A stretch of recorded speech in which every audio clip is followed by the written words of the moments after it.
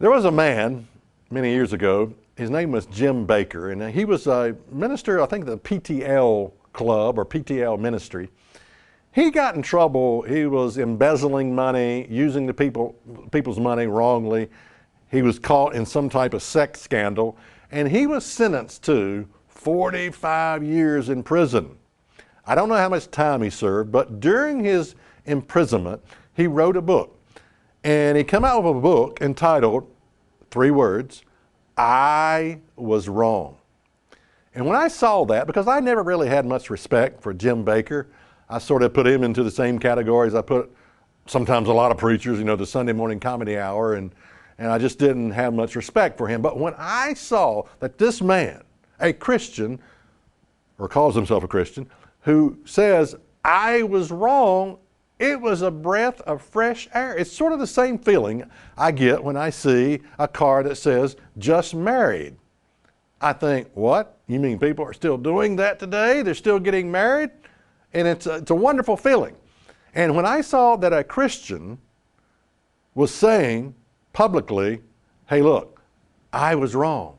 Wow, that was powerful, very powerful. The 3 words God desires most from you, especially when it comes to a New Year's resolution, is I was wrong. In fact, God cannot even work in and among you until you admit, I was wrong. Now, why is this so hard?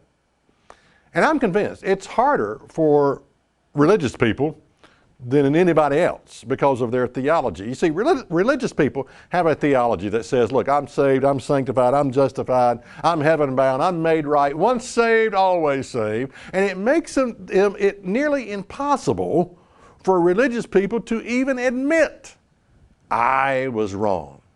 And if you look at Jim Baker's example, he had to hit rock bottom before he could admit, I was wrong.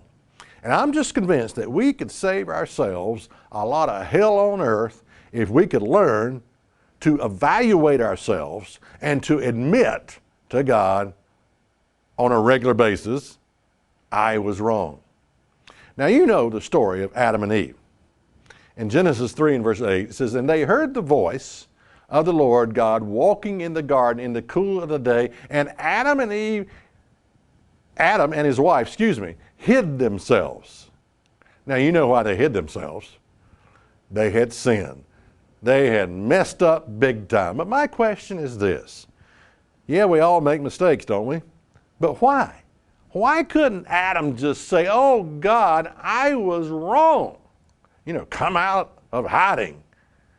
And I'm telling you, a man's been hiding ever since. And one of the ways he hides is behind his religion. But, why couldn't he just say, God, I was wrong? Now let me meddle into your affairs. Husbands, have you ever admitted to your wife that you were wrong?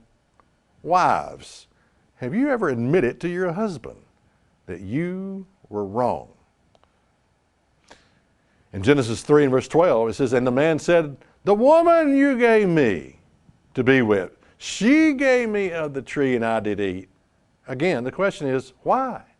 Why didn't he just say, I did it? I was wrong. And the woman said, the serpent beguiled me and I did eat. Why? Why couldn't she just say, look, I did it and I was wrong? I tell you, one thing we learn here is that there is no difference in the sexes. You could just get that out. I mean, we have, male and female, we have a hard time admitting that when we're wrong.